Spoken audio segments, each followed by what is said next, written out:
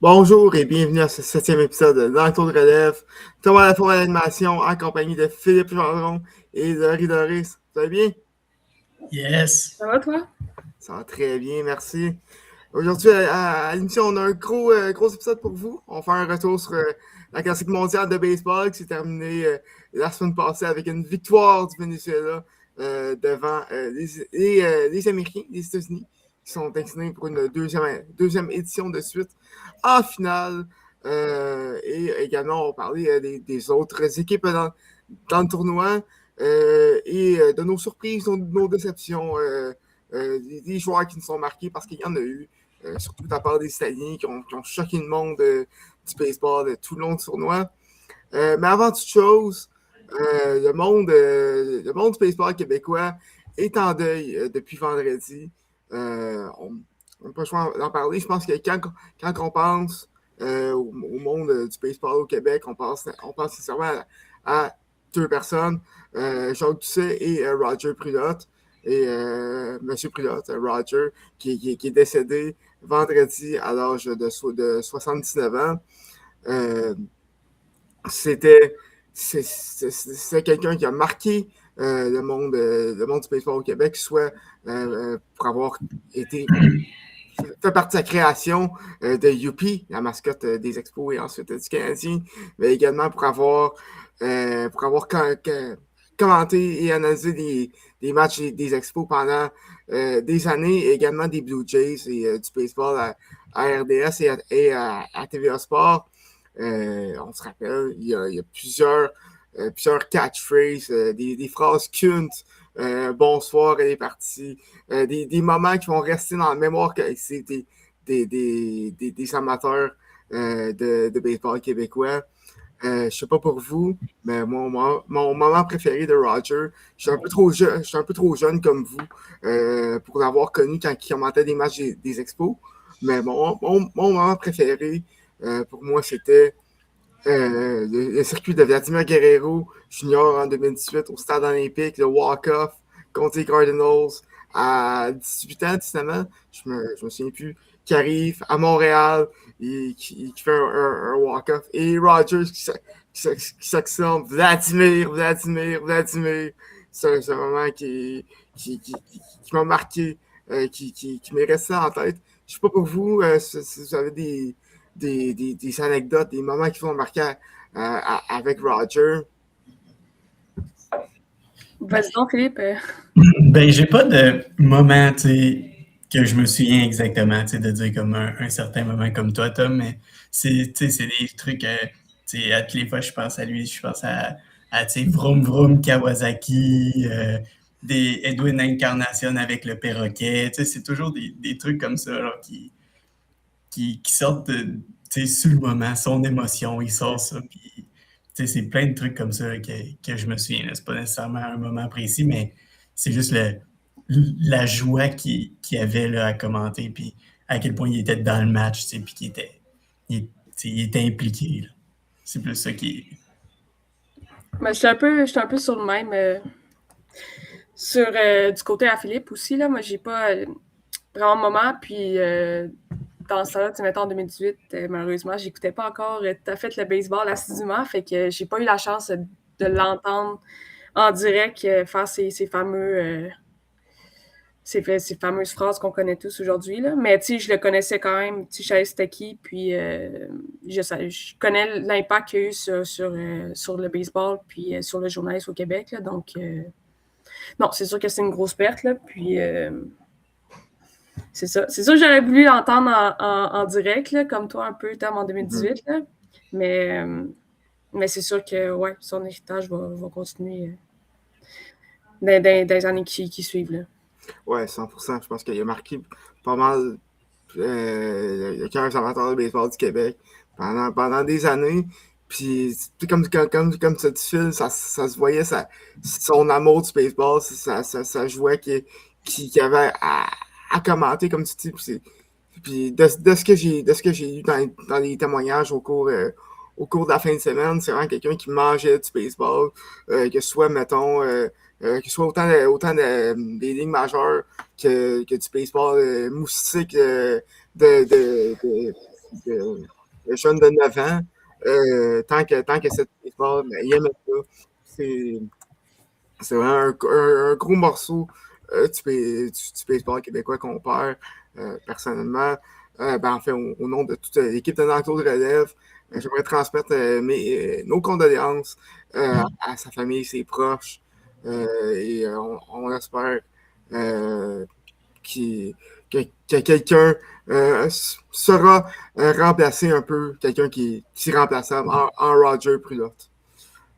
Donc, sur une note un peu plus positive, c'est un peu bizarre de faire une transition après ça, mais passons maintenant au tournoi de la WBC, comme que j'ai dit, d'entrée de jeu, qui a pris fin la semaine passée après une victoire du Venezuela. Votre appréciation du tournoi, ça ressemble à quoi? Sur une note sur 10? Vas-y, Laurie, je te laisse y aller en premier. Moi, c'est une note parfaite, là. Moi, ce genre de tournoi-là, ça amène vraiment une bonne visibilité pour le baseball. Puis, je me suis rendu compte que même les gens qui suivent pas le baseball à la base, qui suivent pas tout à fait la MLB assidûment, ils vont écouter ou ils vont suivre ce genre de tournoi-là. Puis, je pense que c'est bon pour le baseball, c'est bon pour le baseball au Canada aussi. Donc, non, moi, je pense que c'est une note parfaite. Puis, on a eu des surprises aussi avec l'Italie. Donc, ça nous permet de découvrir des équipes et de découvrir des joueurs qu'on n'avait pas vu venir. Puis, non, moi, je pense que ça a été, c'est ça, un 10 sur 10. Intéressant. Je pense que j'y allais sensiblement dans le même, dans le même ordre d'idée. Là. Je pense que ce qui m'a le plus plu du tournoi, c'est que j'ai l'impression qu'il y a beaucoup de personnes qui ne regardent pas nécessairement le baseball, qui voient ça un peu plus comme plate. Puis là, quand tu vois l'Italie qui prennent un shot d'espresso après les circuits, la République dominicaine qui, à chaque fois qu'il y a un circuit ou qu'il y a un point, c'est le party. Là. C'est un coup sûr, là, même.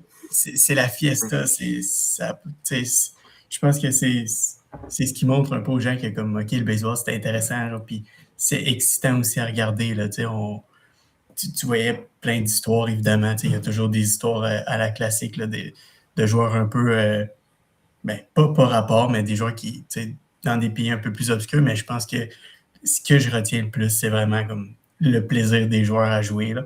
Puis c'est ce qui, je pense, c'est ce qui est bon là, de montrer. Ben écoute, moi aussi je suis en accord. Je dirais, par contre, moi je dirais peut-être pour un 9. Les Américains m'ont déçu. Puis l'arbitrage aussi m'a déçu. Surtout en demi-finale. Mais ok, ça, t'as parlé du fun. On va en parler un peu plus tard. Mais vraiment de voir les Dominicains, les Portoricains, des pays pour qui ce tournoi-là, c'est plus gros que la série mondiale. Tu voyais à quel point il y avait juste du fun à jouer au baseball comparativement à d'autres équipes que je n'aimerais pas. Et puis que c'est complètement juste un gros party. Et puis, en termes de match, on a eu d'excellents matchs. Même si c'était des matchs un peu moins offensifs, des matchs très, très serrés, notamment en demi-finale. Même le quart de finale entre les Américains et le Canada, c'est un très bon match aussi. Donc, on avait des matchs aussi de séries éliminatoires avec l'intensité de la série mondiale en mars. Pour moi, c'est parfait pour commencer la saison comparativement à une année plus normale, entre guillemets, où c'est que c'est juste des matchs préparatoires qui veulent rien dire, en fait. Là, tu voyais des joueurs qui étaient investis dès le début. Puis ça, je pense que c'est une excellente façon de commencer la saison qui ne veut pas s'en aller rapidement jeudi, l'Opening Day, dans seulement 4 jours, 3 jours. Donc ça, je pense que c'est un excellent tournoi. Puis je serais prêt à dire que c'était le meilleur classique que j'ai pu vivre en tant que fan. Je ne sais pas pour vous. Là. Je sais que 2023, c'est très bon aussi. Je pense que Trey Turner m'a fait vivre beaucoup d'émotions dans ce temps-là, mais je pense que c'est le fait de voir autant de plaisir, là, je pense que c'était vraiment ce qui a mis ce qui était différent là, de 2023, je pense, là, de voir à quel point les joueurs qui étaient là voulaient jouer pour leur pays. Là. Mm-hmm. Puis de voir des équipes différentes aussi, là. De voir des équipes différentes performer, là. Mm-hmm. Ça, c'est aussi, je trouve ça intéressant. Là. Ouais, parlons du Venezuela d'ailleurs, qui. On s'attendait à ce qu'ils se rendent quand même loin, ou relativement, mais à ce qu'ils remportent le tournoi, je dirais que c'est une grosse surprise. Là. Ben, ils ont montré qu'en jouant en équipe, puis en ayant un esprit d'équipe fort, ça a fait les rendre loin.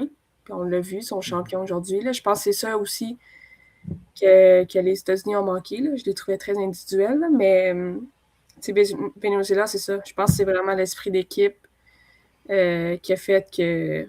Ben, l'esprit d'équipe aussi, le fait qu'il y a des joueurs tous les joueurs ils ont bien performé. Là. Fait que ça, c'est sûr que ça a joué pour eux. Là, mais ouais, moi, je pense que c'est l'esprit d'équipe puis, qui a fait qu'ils ont pu faire la surprise comme ça. Là. Mm-hmm. Parce que... vas-y, Phil, Vas-y, Tom, c'est toi. Non, mais j'allais dire que, justement, en regardant le Venezuela, oui, t'as Ron Acuna, t'as certains gros joueurs, mais c'est pas un alignement tout étoile comme les Américains ou la République dominicaine, où est-ce que c'est des line-ups qui sont quasiment meilleurs qu'un match des étoiles.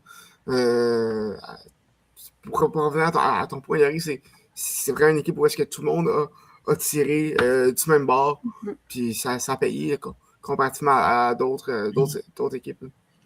Mm-hmm.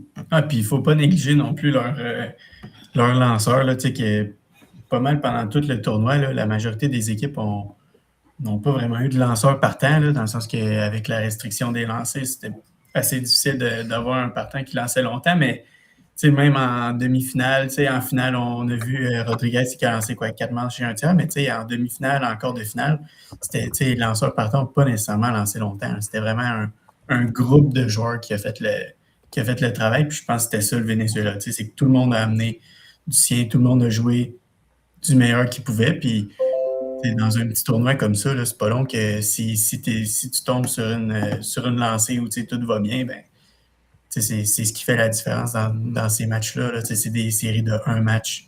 Fait que, si on joue un 4-7, je prendrais les États-Unis en finale, mais c'est ça. un match à jouer, puis il suffit juste de faire les bons jeux, le vol de but en finale, dans l'intérieur manche qui est venu donner le point. C'était du baseball de grandes occasions là, qu'on a vu de la part du Venezuela. Mm-hmm. Oui, tu parles de l'enclos, justement, du Venezuela. Oui, on parle beaucoup de Daniel Palencia qui a été sauvé de la finale et la demi-finale, en fait, les 2 derniers matchs. Mais tout l'enclos vénézuélien a vraiment mené la charge. Je pense entre autres à Aniel Zarpa qui a connu un excellent tournoi, accordé aucun point en 5 manches et un tiers de travail de lancer dans le tournoi. A lancé à presque tous les matchs, 6 matchs où est-ce qu'il a lancé une whip de seulement 938. C'est très peu, très bas. Puis également Andrés Machado, qui était un peu l'homme de confiance du Venezuela pour être un peu le gars qui va venir en 7e, 8e manche pour venir faire un peu le pont entre le closer et le reste de la relève, qui a connu un excellent tournoi. Lui aussi, 6 manches de travail, aucun... non, c'est pas vrai. 2,84 de moyenne et seulement 947 de coureurs alloués. C'est vraiment très bas lui aussi. Donc, vraiment, c'est tout le monde qui a mis la main à la pâte dans cette équipe-là. Qu'est-ce que vous pensez de Michael Garcia qui a reçu le titre d'MVP du tournoi? Ben, Michael Garcia, c'est un joueur que j'aime bien depuis plusieurs années. Là. Je pense que c'est un gars qui amène beaucoup là, avec les Royals, puis qui est un petit peu sous-estimé. Là. C'est un gars qui frappe la balle très avec beaucoup d'aplomb, pas nécessairement un gars qui fait beaucoup de circuits, mais frappe toujours avec beaucoup d'aplomb, joue toujours du baseball de qualité défensivement, puis il a connu un excellent tournoi. On peut pas. Je pense que de toute son équipe, tout le monde a connu sensiblement un bon tournoi. On peut pointer du doigt quelques joueurs qui ont eu un petit peu plus de difficultés au bâton, mais au final, dans un échantillon aussi petit que le tournoi, est-ce que ça veut dire quelque chose? Pas nécessairement. Là.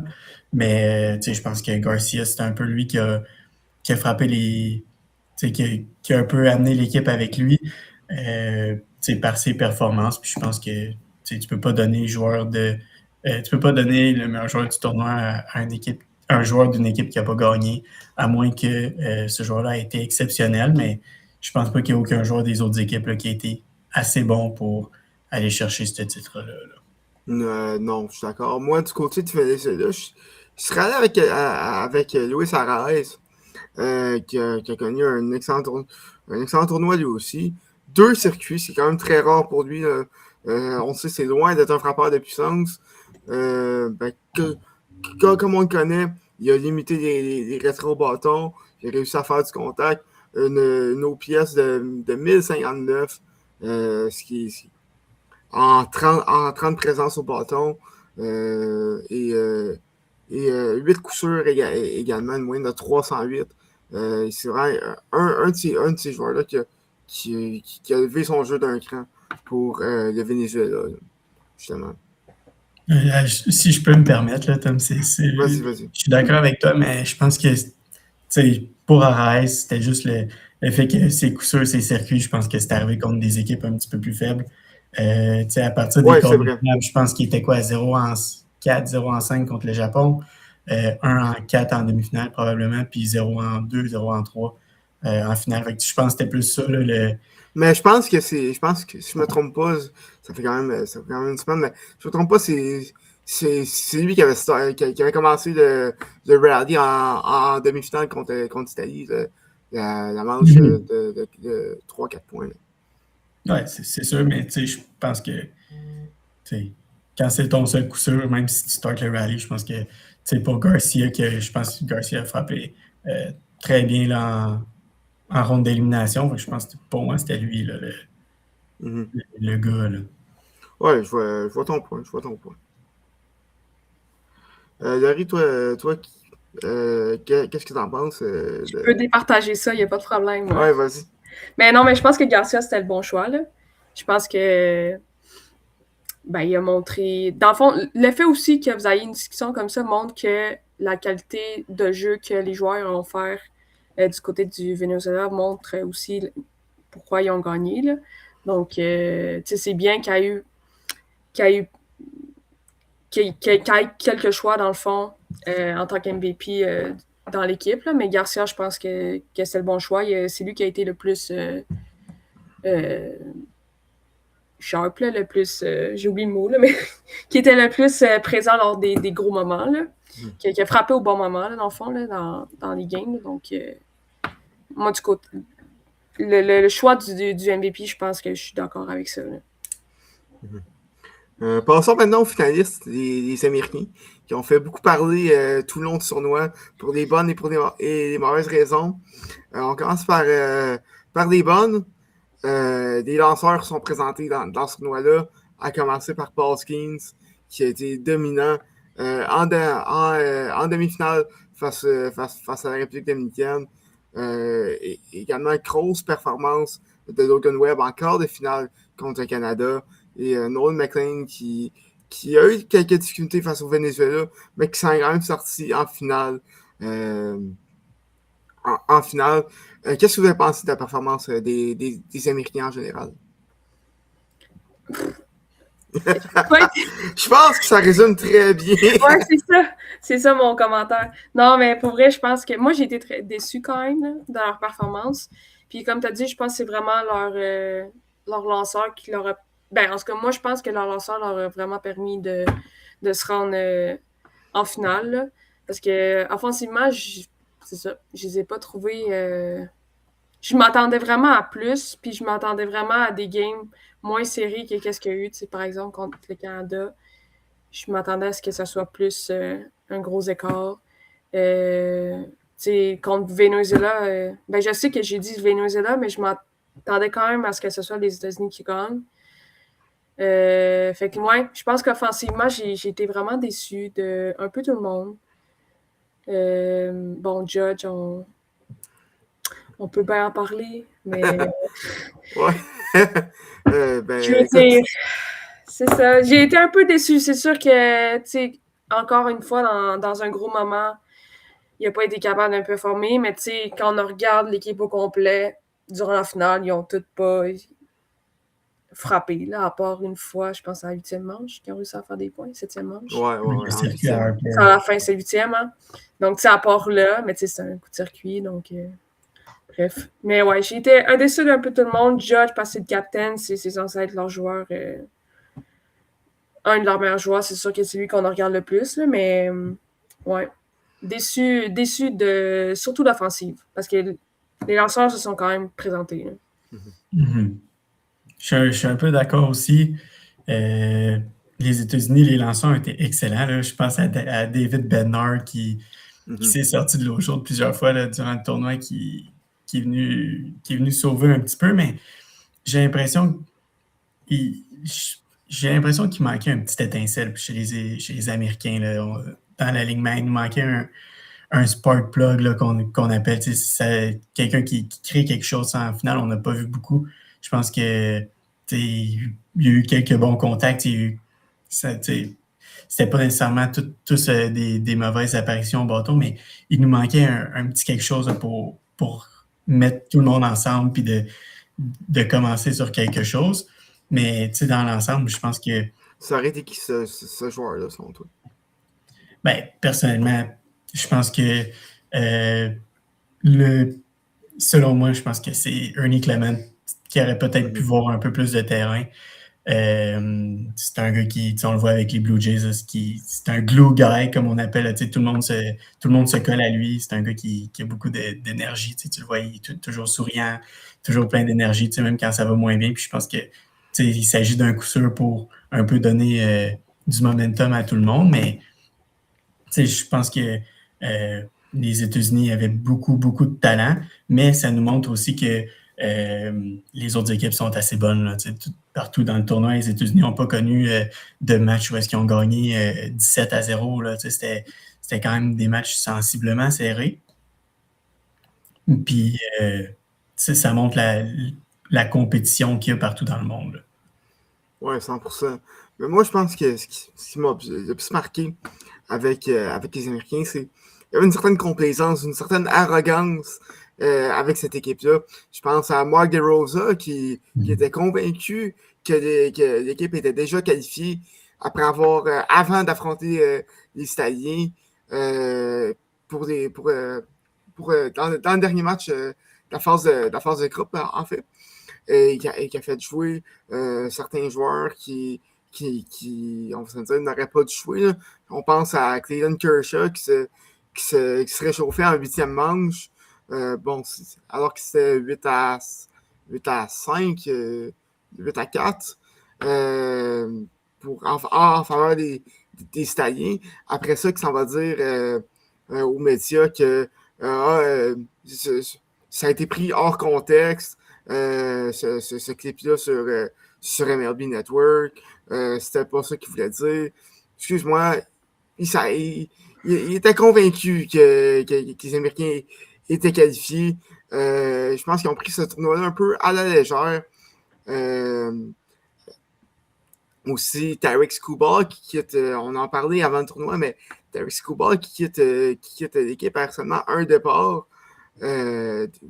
Aussi Matthew Boyd, Clay Holmes qui ont fait de même après la phase de groupe.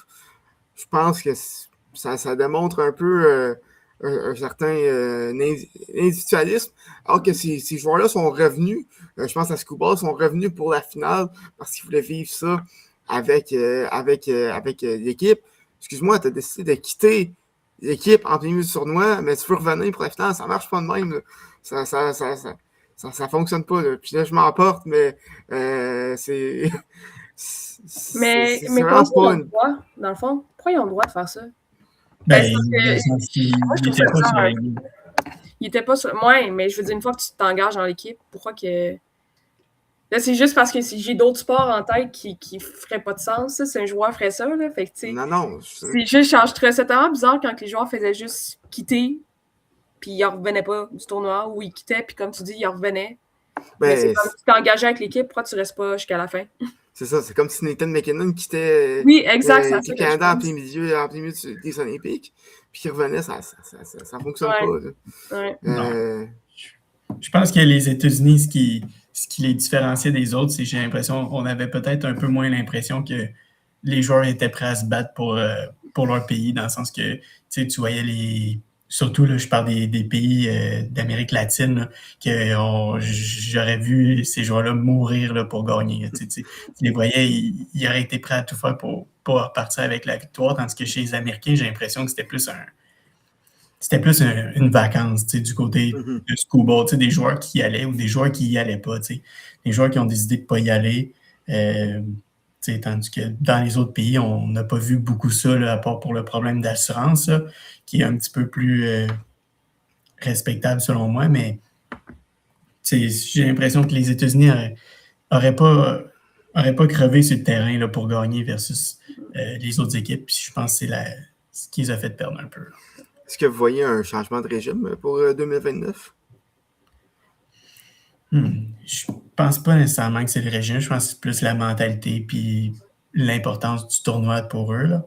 Mais peut-être que par le régime, ça peut changer. Mais pour cette formule-là, je pense que j'ai hâte de voir les Jeux olympiques si jamais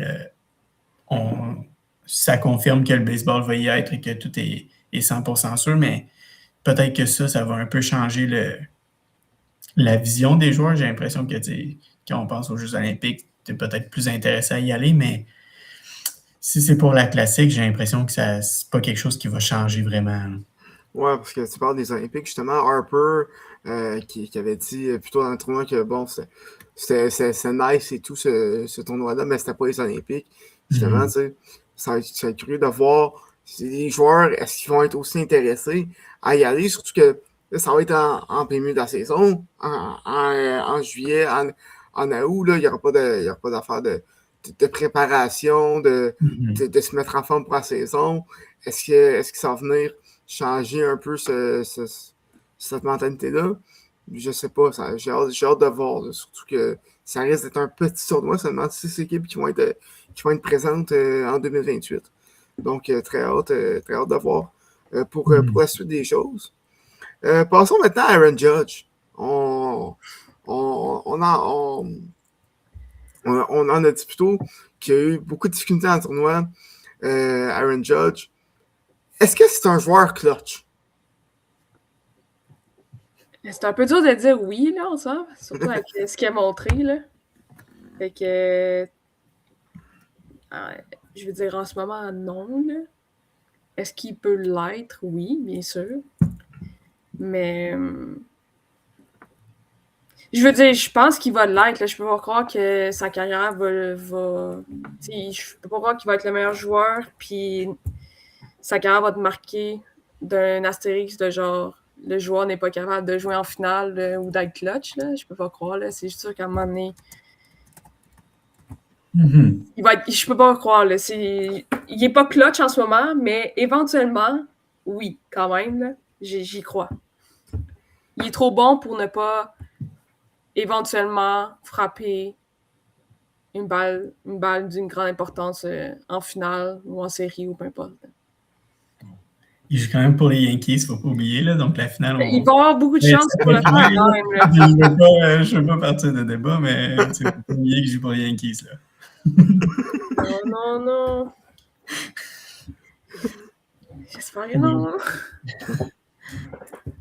Mais je suis d'accord avec toi. C'est un excellent joueur. Là, fait, à un certain point, c'est sûr que ça peut cliquer, mais pour l'instant, je pense que Capitaine America est encore Bryce Harper. Je pense que c'est encore le leader de cette équipe-là, malgré tout. Puis j'ai l'impression que le flambeau va se passer à Bobby Witt Jr. puis qu'Aaron Judge va peut-être être un secondaire. Là. Il va peut-être être le Robin de Batman. Là. En 2029, moi, je pense qu'il n'est pas là. Je pense qu'il n'est pas là. Hein. Il va avoir 37 ans. C'est pas nécessairement le plus jeune. Je pense qu'il va y avoir une nouvelle génération un peu qui va venir, justement, comme tu sais, porter le flambeau. Peut-être qu'il va être là juste à cause du nom, mais je pense pas que ça va être un des piliers de cette équipe-là. Non, c'est ça que je dis. En ce moment, c'est lui le pilier. Puis pour la prochaine classique, les Jeux olympiques, je pense que c'est Bobby Witt Jr. qui va prendre le flambeau. Là. C'est ça. Mais peut-être que le fait qu'il soit plus dans l'ombre, il va peut-être plus performer. Peut-être. Peut-être que le fait qu'il soit pas genre le joueur qui doit. Tu sais, peut-être que avec le support qu'il va avoir en 2029, puis les joueurs qui vont comme prendre la relève, peut-être qu'il va être capable d'arriver clutch dans un moment, puis. J'amène un peut-être parce que j'ai de l'espoir, là. Mais écoute, on verra. Fait que si je comprends bien, t'es en train de dire qu'on peut pas construire alentour d'Aaron Judge pour gagner. Ben là, en ce moment, oui, là. Moi, en ce moment, oui. Je veux dire, avec les Yankees, ça reste leur leader, là. Ça reste. Puis tout court dans la ligue, ça reste un des meilleurs joueurs, là. Mais éventuellement, je sais bien que il vieillit, puis que en 2029, dans 4 ans, il va avoir 37 ans, comme tu as dit. Fait que, c'est sûr que je ne m'attends pas à ce que ses performances... Si ses performances restent les mêmes, puis qu'il fait un Sidney Crosby de lui-même, je veux dire, tant mieux. Mais si ses performances descendent, comme on peut voir chez plusieurs joueurs, je veux dire, je ne serais pas surprise non plus. Là. Mais éventuellement, oui, il va falloir qu'il passe le flambeau parce qu'il vieillit. Mais en ce moment, ça reste le joueur des Yankees, puis ça reste le joueur... des États-Unis, mais peut-être pas dans 4 ans. Mais ça, c'est... Mais écoute... on verra. Pour être fair avec Judge, c'est pas le seul joueur qui a eu des difficultés lors du tournoi. Non. Cal Raleigh a été absolument affreux lors du tournoi. Aucun coup sûr en 14 apparitions au bâton. Mais il a réussi à aller marquer 4 points avec des buts sur balle. Même chose pour Byron Buxton qui a eu seulement 7 apparitions au bâton. Aucun coup sûr également. Alex Bregman qui a eu seulement 2 coups sûrs, qui a frappé pour seulement 2 en 14 lors du tournoi. Bryce Harper qui, oui, a frappé son circuit en finale, mais qui s'est fait un peu oublier, qui a eu beaucoup de difficultés dans le tournoi. Moyenne de 214 seulement lors du tournoi. Donc, c'est pas le seul. C'est pas le seul responsable des problèmes offensifs des États-Unis, mais c'est sûr qu'il n'a pas aidé. Je peux-tu revenir avec Riley 2 secondes? Oui, vas-y. Parce que tu l'as nommé, puis moi, il m'a dérangé pour... quand il ne donnait pas la main de ses joueurs, de ses coéquipiers dans la MLB, quelle distraction inutile. Et, tu sais, en plus, le joueur, Riley, il n'a rien fait, comme tu as dit, au tournoi. Moi, c'est une distraction inutile pour lui-même, puis une distraction inutile pour les États-Unis tout court. Fait que je comprends pas trop c'était quoi le point de faire ça. Mais clairement, genre, ça n'a pas marché, là. Je sais pas trop. Non, mais tu sais, je pense que ça vient un peu avec le mindset, la mentalité des États-Unis dans le tournoi, qui était genre, faut faire comme si on était plus haut que ça, plus haut que tout le monde. Act like you've been here before. Faut pas trop célébrer, faut pas trop... Ouais, mais je pense que ça a joué contre eux, cette attitude-là. Ben, on l'a vu, là, je veux dire, ils n'ont pas connu un grand tournoi, là. Mais je pense que c'est ce trop de confiance-là, puis qui a joué contre eux, là. Puis Riley, je veux dire, ses performances, je veux dire, avec l'attitude qu'il a eu, je suis pas tant surprise non plus, là. Mais ouais, c'est juste un petit point que je voulais faire parce que ça m'a vraiment énervé pendant le tournoi qu'il fasse juste pas donner la main à son coéquipier, là. C'est comme... C'est un Moi, je tournoi, pense je veux que dire, les joueurs se connaissent tous. Là. Je veux dire, tu peux dire bonjour à ton coéquipier. Là. Ben oui. ouais, je comprends. Je pense que c'était juste pour lancer un message de dire on est là pour la business, puis il n'y aura pas d'amis, il n'y aura pas de passe-droit, mais Je vois un peu, là, mais. Mais tu sais, en même temps, c'est parce que tu reviens 2 semaines plus tard dans ton camp, puis ça crée des frictions un peu. Là.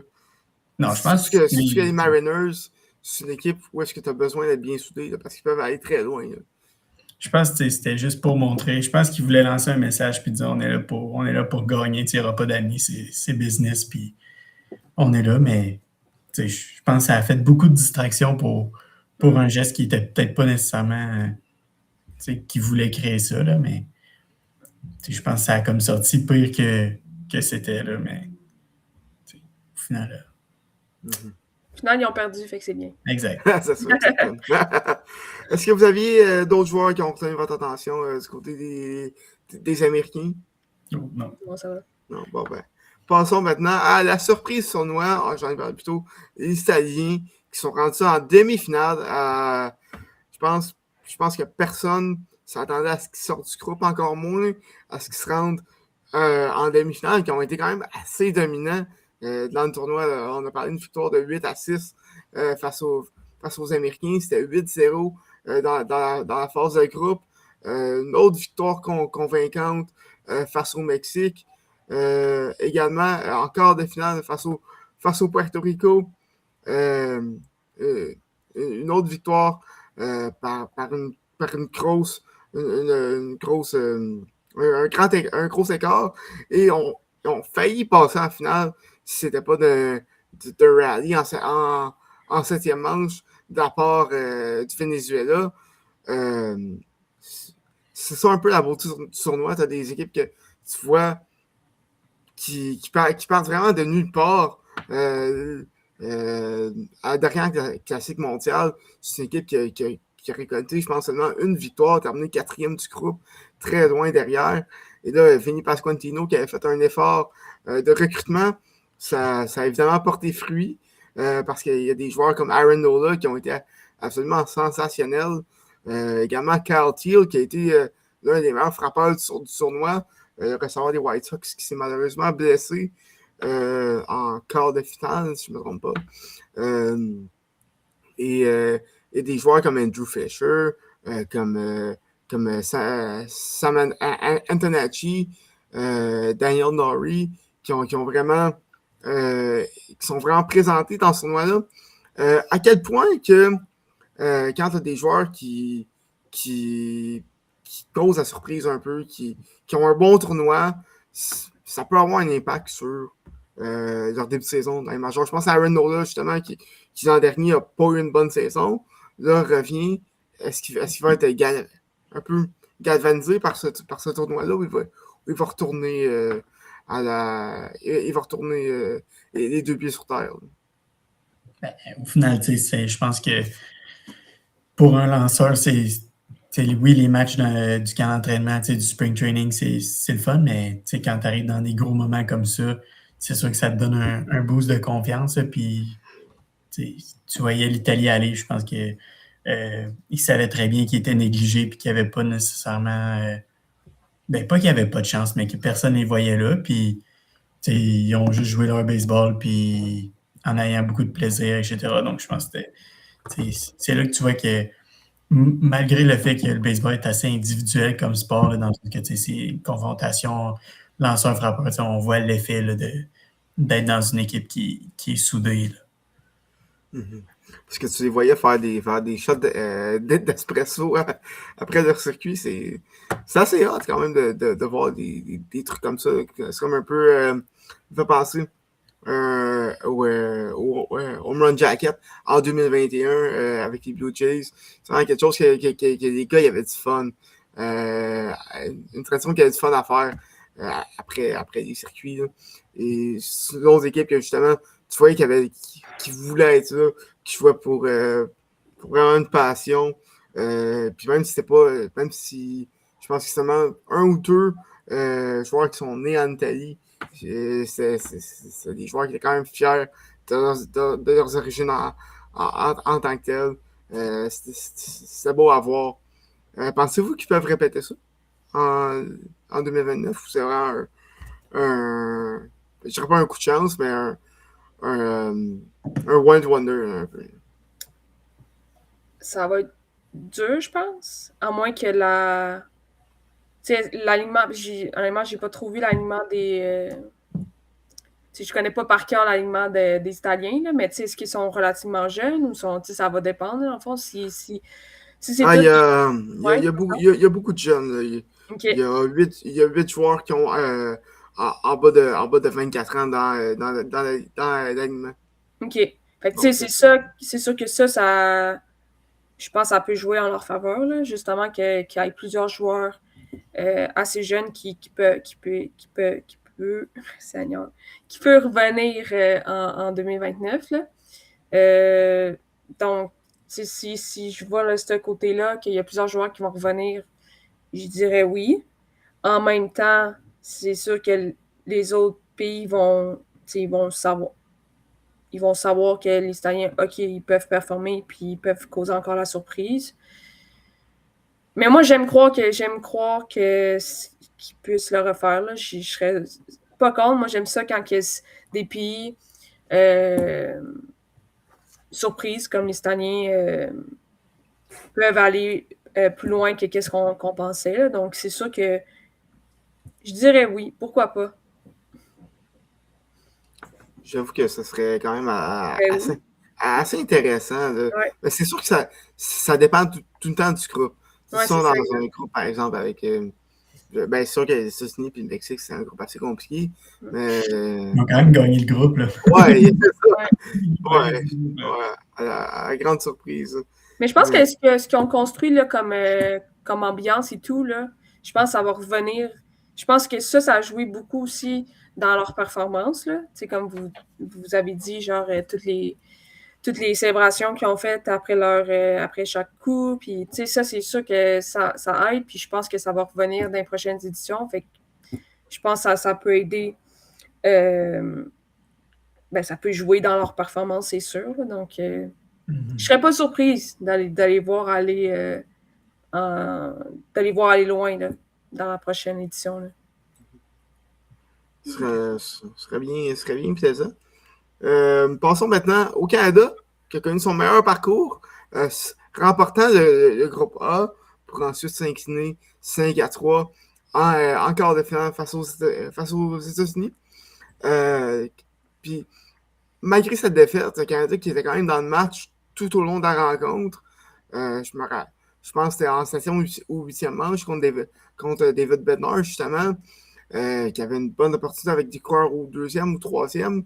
Et l'autre aliment du Canada qui s'en venait au bâton, finalement, ça s'est mal terminé. Une chandelle et 2 retraits au bâton pour terminer la manche.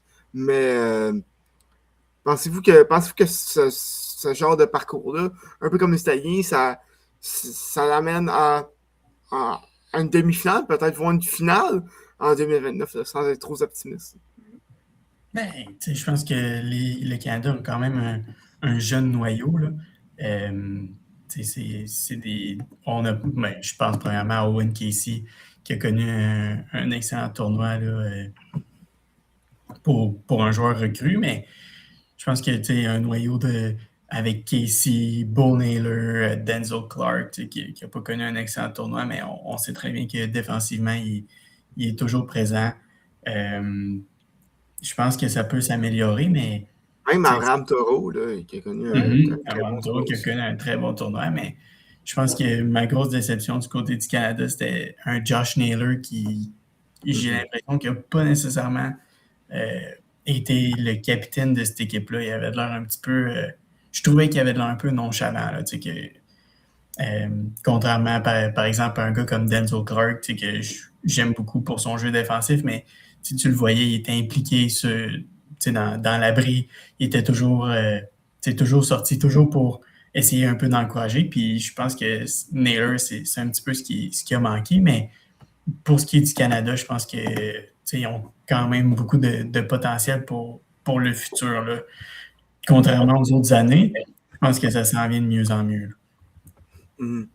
parles des déceptions. Moi, de mon côté, je serais avec Édouard Julien, autant qu'en 2023, il avait connu un excellent tournoi, autant que cette année, ça a été très difficile. Seulement 3 coups sûrs en 19 apparitions bâton. Et ça n'a pas été des gros coups sûrs importants. Aucun point produit également. Donc, je dirais que c'est assez décevant dans son cas. Lui qui. En plus que c'est une bonne occasion pour relancer sa carrière dans les majeurs, lui qui va avoir une bonne chance de se rattraper avec les Rockies cette année. À quel point vous pensez qu'un tournoi comme ça, c'est un peu la même question que cette année, mais à quel point vous pensez qu'un tournoi comme ça viendrait impacter sa saison au Colorado? Ben, c'est sûr que, bon, c'est différent que dans un tournoi, même tu joues contre les meilleurs joueurs. Fait que moi, je pense que tu as peut-être une meilleure préparation pour la saison qui s'en vient. Contrairement au camp d'entraînement que tu fais face à des lanceurs qui sont peut-être moins expérimentés, moins bons. Pas que c'est plus facile, mais c'est juste, je pense que c'est une meilleure préparation en étant au tournoi, vu les joueurs que tu affrontes. Là, Édouard Julien, il n'a pas connu un super tournoi. Fait que, bon, logiquement, dans ma tête, je ne le vois pas connaître un excellent début de saison, tu sais. Parce que le momentum, il n'est pas là. Que s'il avait connu un bon tournoi. Donc, ça serait ça ma réponse. Ma réponse, ça serait que je ne suis pas sûre qu'il va connaître un bon début de saison, vu les performances qu'il a montrées sur le terrain au tournoi. Ben, ouais, c'est sûr que vu comme ça, c'est assez clair, mais je pense que, encore une fois, c'est pas beaucoup d'apparitions au bâton. Ben, c'est un échantillon assez petit, puis je pense que c'est le début. Je pense pas que c'est nécessairement relié avec le fait qu'il n'a pas connu un excellent tournoi, parce que je peux vous dire que Randy Arozarena n'a pas connu un bon tournoi, puis Julio Rodriguez non plus n'a pas connu un excellent tournoi du côté offensif. Alex Bregman a connu des difficultés, mais au final, ces joueurs-là, je pense qu'ils vont quand même avoir une excellente saison. Mais c'est des fois plus... mais c'est plus pour quelqu'un qui se bat pour son spot dans l'alignement. À quel point que... À quel point la compétition est féroce au deuxième but pour les Rockies. Ouais c'est comme ça. Bon point. Ça, c'était peut-être hors du sujet. Là. Ben, écoute, on va en parler quand on va parler de l'Ouest national, mais effectivement, c'est pas la course à plus. Ben, on peut penser à Amador, mais c'est pas. Je pense que Julien va commencer l'année avec les Rockies. Là. C'est comme ça que je le vois, mais je pense que ça va être à lui là, de terminer ça en force. Il ne reste plus beaucoup de temps, mais de se remettre là un peu. Puis jouer à la course, ça va peut-être l'aider aussi. Mais je pense qu'on va voir. Il y a beaucoup de potentiel dans son cas, mais on dirait il tarde un peu à aller chercher ce potentiel-là, mais je pense que c'est quand même quelque chose de possible là, dans son cas. Mm-hmm. Du côté des lanceurs, il y a eu quelques lanceurs, dont Mike Soroka, Cal Quantrill, qu'on connaissait déjà, qui ont un peu été le fer de lance de cette rotation canadienne-là. Par contre, d'autres lanceurs comme Philippe Roumont qui ont eu beaucoup de difficultés. Pensez-vous qu'on revoit Philippe Roumont dans 3 ans? Juste pour boucler la boucle ou il va retourner à sa ferme pour une durée indéterminée? Je pense que c'était la fin pour lui. Là. Je pense qu'il a assez donné pour le baseball au Canada. Je pense la même chose là, du côté de James Paxton un peu. Mais je pense que ces deux gars-là étaient là pour une certaine raison. Beaucoup d'expérience. Mais Canada, je pense que du côté des lanceurs, on va vers la bonne direction. Puis malheureusement, je pense pas que Philippe Aumont va faire partie de la prochaine classique là, parce que c'est ça, plus que ça va, plus que notre enclos de relève s'améliore. Puis je pense à Antoine Jean qui a connu quand même 2 bonnes manches, je pense qu'il a lancé. Ouais, une manche à un tiers. Moi, j'aime bien Matt Tugboat Wilkinson. Oui. Tugboat, ça va être un bon lanceur pour le Canada, je pense, dans le futur. Je pense que c'était la fin là, pour Aumont.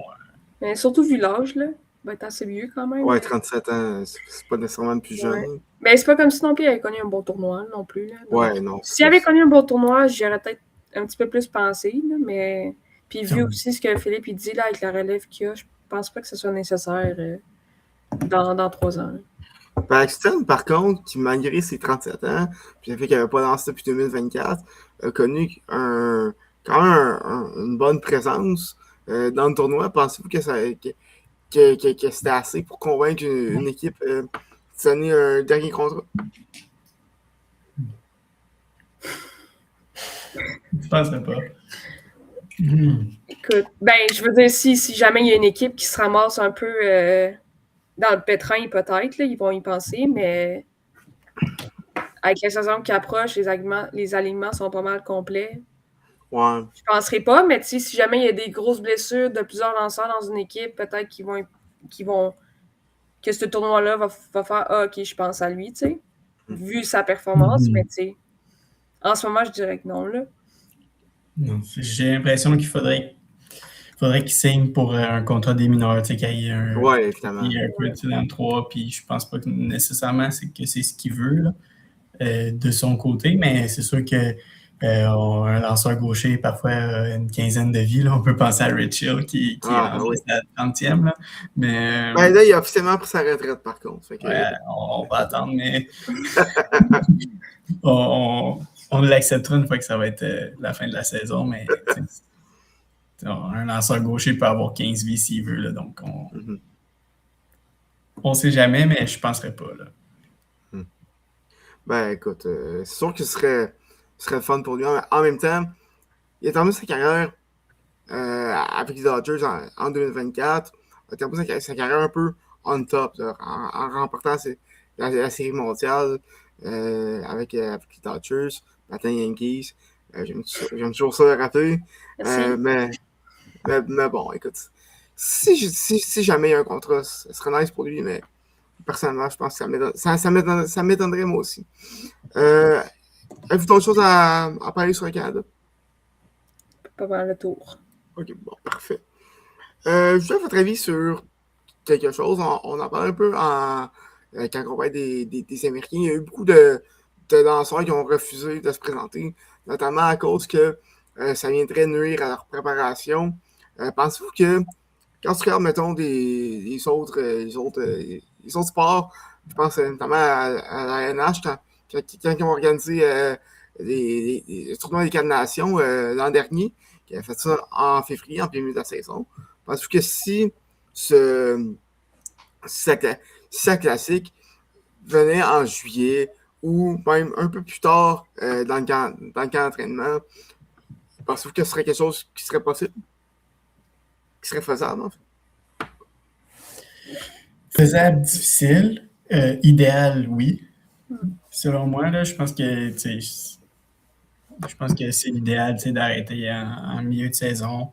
C'est un peu comme les Jeux olympiques, comme on pense au hockey ou à la Coupe du Monde.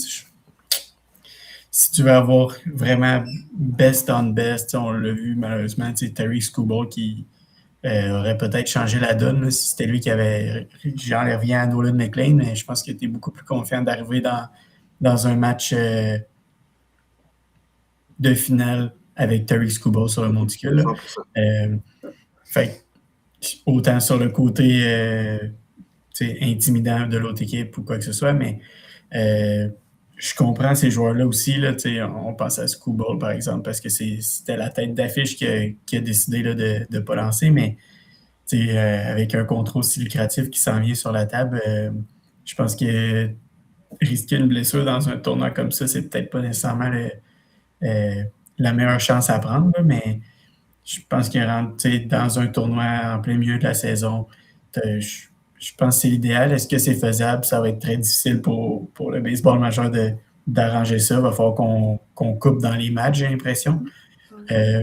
Ben, en regardant, par exemple, je suis monté le début de la saison d'une semaine, puis la fin de la saison, ça descend d'une semaine. C'est quand même faisable. Ça finit pas trop tard. Ce serait genre de la fin mars, mi-mars, fin mars, jusqu'à début octobre. Ce serait pas si pire. Ça fait beaucoup de baseball dans une année. Ouais, si je prends par exemple un joueur qui est en série, après ça recommence un petit peu plus tôt. Après ça, pendant la pause, t'arrêtes pas. Puis je ne sais pas combien de temps est-ce que ce tournoi-là durait. Est-ce qu'il durait une semaine, 2 semaines? Pour une équipe pour des joueurs de ne pas jouer pendant 2 semaines, c'est quand même quelque chose sur le rythme. Là, fait que c'est un pensez-y bien. J'ai l'impression que dans les autres sports, je pense au hockey, par exemple, une pause de 2 semaines, c'est pas nécessairement une grosse affaire. Là. Tandis qu'au baseball, j'ai l'impression que pour tout ce qui est timing, exécution, etc., c'est beaucoup plus difficile d'aller rechercher ça là, en match. Mais l'idéal, oui, selon moi, pour avoir le best on best, c'est ça que tu veux. Mm-hmm. Puis, il pourrait-tu faire ça après le camp d'entraînement? Genre juste entre le camp d'entraînement et la saison? Ou encore là, ça enlèverait du rythme aux joueurs qui ne jouent pas, dans le fond? Ben, on revient au même. Ça revient au même, dans le fond. Problème. On revient au même problème parce qu'au final, Screwball n'aurait pas plus voulu lancer à la classique. Parce qu'il aurait été comme, au final, ça revient que si tu prends une pause, les autres vont continuer à faire le camp d'entraînement. On tourne en rond, là, c'est ça qui est plate. C'est tout le temps la même problématique qui revient. Ouais. Non, je comprends. Puis aussi, pour faire un peu l'avocat du diable, présentement, tu te blesses. Mettons, un joueur se blesse à la classique pour 2 mois. Il revient à la mi-mai. C'est pas si pire. Un joueur se blesse à la classique en juillet pour 2 mois, revient en septembre, rate le push vers les séries. Ou c'est un joueur qui avait possiblement se faire échanger à la date des échanges. Ça vient ruiner sa valeur un peu. Je pense pas que les équipes seraient tout à fait prêtes à prendre ce risque-là. Même si ça risque d'être quand même assez intéressant pour avoir du best on best, comme Phil dit. Puis c'est ça un peu qui vient m'inquiéter pour la participation des joueurs de MLB aux Olympiques. Ça va être en juillet. Là. Ça va être un tournoi. Puis même si c'est juste une semaine, vu que c'est un petit tournoi, il y a quand même un risque de blessure. Je sais pas à quel point les équipes. Quoi? Y a-t-il une pause? Est-ce que la MLB prend une pause? Présentement, on ne sait même pas s'il va y avoir du baseball en 2028. D'MLB, je parle. Parce que j'ai vu des articles récemment qui parlaient de 2 ans de lockout que les propriétaires se préparaient. Donc, ça reste à voir. Mais c'est sûr que ça va être un des points, selon moi, dans les négociations de la convention collective là, qui s'en vient cet hiver, là, puis cette saison. Mais ça risque justement de faire couler beaucoup d'encre, selon moi, là, cette participation des joueurs aux Olympiques. Puis aussi, je vais parler du format également, parce que j'avais pas remarqué ça parce qu'à l'époque, je ne suivais pas le tournoi. Mais en 2023, il avait changé le format pour celui qu'on connaît aujourd'hui. Pour ceux qui ne savent pas, le format avant, c'était sensiblement le même. Il était semblable à celui qu'on a présentement. Ça commençait avec un tournoi à la ronde, des poules. Ensuite, les 2 premiers de chaque groupe passaient à une autre poule qui s'affrontait avec les 2 premiers d'un autre groupe, par exemple. Cette année, le Canada et Puerto Rico se seraient retrouvés dans un groupe avec l'Italie et les États-Unis avec un autre tournoi à la ronde pour qu'ensuite les 2 premiers de ce groupe-là se rendent en demi-finale et ensuite en finale. Est-ce que vous retournerez à ce format-là ou vous êtes satisfait avec celui qu'on a présentement? Parce que tu regardes des matchs comme le Japon qui se fait surprendre par le Venezuela. Je suis pas sûr qu'on aurait ça présentement, qu'on aurait eu ça sous l'ancien format. Non, je pense que c'est un bon format. On va chercher des poules, on joue, puis je pense que c'est ce qui est le plus équitable un peu pour tout le monde. Selon moi, c'est un assez classique là, comme règle. Là, on a des poules, le premier les deux premiers, puis ensuite on joue. Je pense que ça laisse place à tout le monde de se mettre un peu dans le bain du tournoi, puis aussi d'avoir un peu plus de upset. Là. Fait que je pense que pour moi, c'est une formule. C'est une très bonne formule. Là. Je ne verrais pas pourquoi on changerait ça. Je suis un peu du même avis. Ben, malgré que je n'ai pas connu l'autre format que tu parles, Thomas, mais pour moi, ça faisait du sens. Puis ça nous a permis, comme tu dis, Philippe, de voir des upsets, de voir des équipes comme le Japon. Là. Moi, je m'attendais à voir le Japon gagner ce quart de finale-là. Mais ouais, de voir des équipes, des bonnes équipes tomber rapidement. Moi, je trouve ça intéressant. Là, de voir ça nous permet de voir d'autres équipes comme l'Italie, comme le Venezuela, ou de les voir plus longtemps que qu'est-ce qu'on aurait pu voir dans un autre format. Donc, non, moi, j'ai bien aimé. J'aime bien ce format-là, en fait. Ouais, personnellement, je trouve que c'est un bon format, mais je préfère l'ancien quand même. Je pense que d'un, ça fait plus de baseball.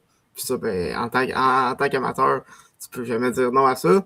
Mais aussi, je trouve que c'est un peu plus égal, entre guillemets, parce que s'il y a un sport qui ne devrait pas se jouer sur juste un match, c'est le baseball. Parce que je pense que le fait d'avoir ce format aux 2 rondes, je pense que nécessairement, on aurait vu Puerto Rico, on aurait vu le Japon simplement passer jusqu'en demi-finale. Même si on aurait eu moins de surprises, on ne sait jamais excuse, j'en perds mon français, mais, mais on sait jamais ce qui pourrait se passer des surprises. Je pense en 2006, quand la Corée avait surpris le Japon pour se rendre en demi-finale. Même avant 2017, les 3 premières éditions, les États-Unis ne s'étaient jamais rendus en demi-finale. Donc, tu peux avoir des surprises quand même, mais ça rend le format plus équitable.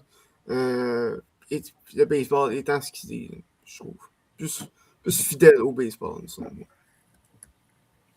Est-ce que vous aviez d'autres joueurs, d'autres équipes que vous aimeriez parler avant qu'on termine l'épisode?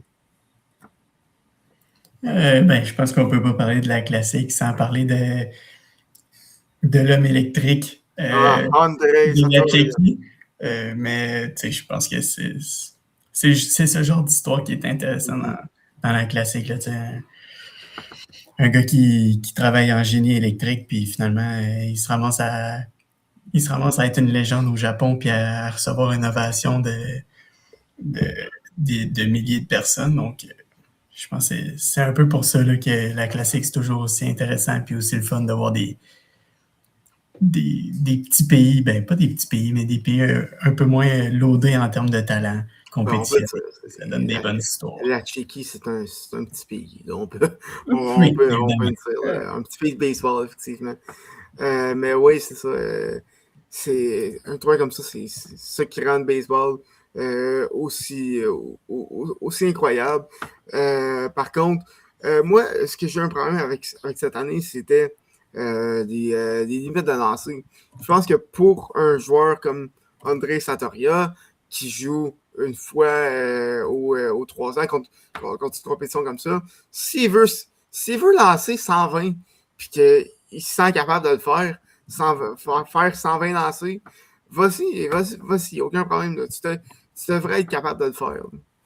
Je trouve que de mettre une limite de lancer, même si je comprends que tu veux protéger les lanceurs, surtout quand c'est le début de la saison, dans l'année majeure, pour ce genre de joueur-là, je trouve que c'est un peu plate. Là. Je pense que c'était pour garder l'équité un peu pour tout le monde. Là. Je pense que c'était pour sécuriser des gars comme Paul Skeens, etc. Tu arrives mettons, passe 15 en demi-finale, tu arrives à 95 lancés, tu as lancé 7 manches, tu n'as pas donné un point. Évidemment que ce lanceur-là veut finir le match. Tu veux aller en 8e, tu veux aller en 9e. Puis le but, je pense, c'était de sécuriser un peu les équipes, de les laisser aller, puis tout, parce que c'est ça, tu vois un pass Kings arriver à 90 lancés en 8e manche, tu veux évidemment qu'il lance la 9e aussi. Mais je comprends ton point que pour des pays un peu comme ça, c'est un peu plus difficile, mais en même temps, tu veux pas qu'un pays ait juste 2 lanceurs puis pas qu'ils spamment ces lanceurs-là, mais tu veux pas que le Japon envoie Yamamoto à tous les matchs. Là. C'est serait capable de le faire. Là. Mais ça nous permet de voir d'autres lanceurs aussi. Là.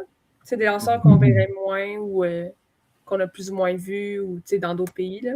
Moi, j'aime ça. Toujours découvrir de nouveaux joueurs, c'est toujours intéressant, là, je pense. Là. Des lanceurs qu'on entendait moins puis qui livrent une bonne performance ou des lanceurs qu'on s'attendait à plus puis qui viennent puis finalement ne sont pas capables de livrer la marchandise. Mais je vois ton point pareil, Thomas. Pour les petits pays, là, c'est sûr que... Moi, personnellement, je ne parle pas en termes de lanceurs, mais en termes de joueurs de position, l'Australie, c'est un club que j'apprécie. Et non, ce n'est pas parce que je suis très bon qu'ils regardent la WBC à The Show. Ils ont tous des joueurs que tu les vois nulle part, mais tu les vois aux 3 ans dans la WBC. Je pense à Alex Hall, à Robbie Perkins. Non, pas Glenn Denning, j'ai oublié son prénom, parce que j'ai juste Luke Denning dans la tête, mais c'est un joueur de hockey. Mais c'est ça. Travis Bazzana également, qui a connu, on en parlait dans l'épisode avant le tournoi, qui a connu un très bon tournoi. L'Australie qui a failli surprendre et se rendre en quart de finale pour une 2e édition de suite. Avait même battu la Corée, justement, dans le tournoi. Mais ouais, ça pour ces petits pays-là que tu n'as pas nécessairement l'occasion de voir les joueurs de cette nationalité-là jouer sur une base régulière. C'est tout le temps le fun, la classique mondiale de baseball. Et c'est ça, c'est ces genres d'histoires-là comme la République tchèque, la Grande-Bretagne, même le Brésil et son partant qui est une édition secondaire qui a fait frapper Aaron Judge dans un double jeu. Encore une fois, Judge n'est même pas capable de frapper un circuit contre un gars du secondaire. Ouais. Mais non, ça, c'est des belles histoires qui marquent le baseball. Donc, ça fait le tour pour cette édition 2026 de la Classique mondiale de baseball. Ça fait également le tour pour notre épisode. On va revenir très bientôt, très prochainement. En fait, on va avoir un petit épisode qui s'en vient avec nos 2 dernières divisions de notre tour d'horizon avant l'Opening Day qui s'en vient, donc les 2 divisions de l'Ouest, autant de l'américaine et de la nationale. En mon nom personnel, Thomas Lafont, et celui de Philippe Gendron et Laurie Doré. On vous remercie d'avoir été là, d'avoir été à l'écoute. Philippe et Laurie, merci également d'avoir été présents. Merci à toi. On espère que vous avez apprécié autant le tournoi que l'épisode. Et on se reparle très bientôt pour un autre épisode de L'Encontre Relève. Ciao tout le monde.